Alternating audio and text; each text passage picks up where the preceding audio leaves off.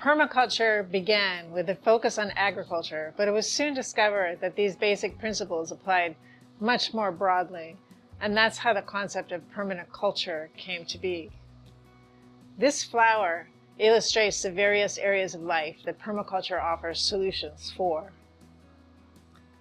It all starts in the heart of the flower with permaculture ethics and principles. Let's talk about the ethics for a minute. Note that they're located in the heart center of the flower, and this is true in the practice of permaculture as well. The ethics are at the center of the design practice.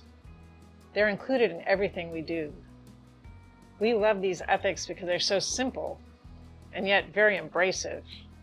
There are 3 ethics of permaculture. The first 2 are care for people, care for the earth. It's hard to come up with a reason that we shouldn't care for each other and care for the earth.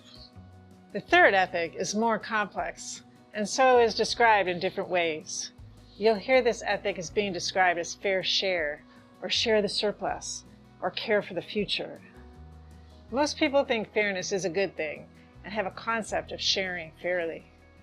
Sharing the surplus is a concept derived from observing how nature creates so much abundance from so few inputs.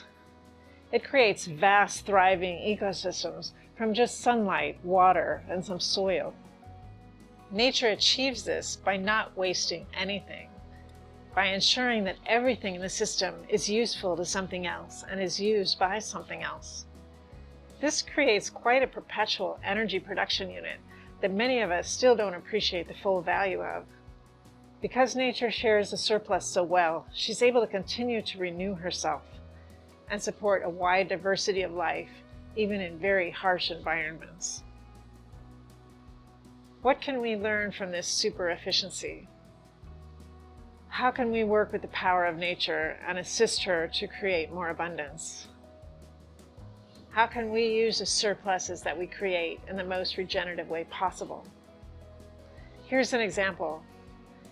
Instead of putting food waste into the landfill where it creates greenhouse gases and doesn't feed much of anything, we can compost it, share it with the millions of microbes that help feed our plants, that in turn help feed us.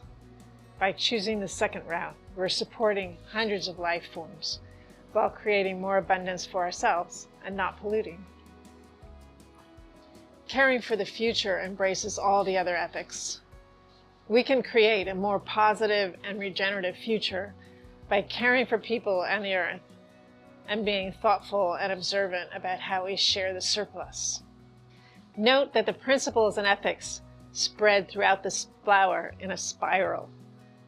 One can gradiently increase the scope of how one applies both of these tools to each petal of the flower, and you can continue to expand your skill, creating more and more abundance and resilience.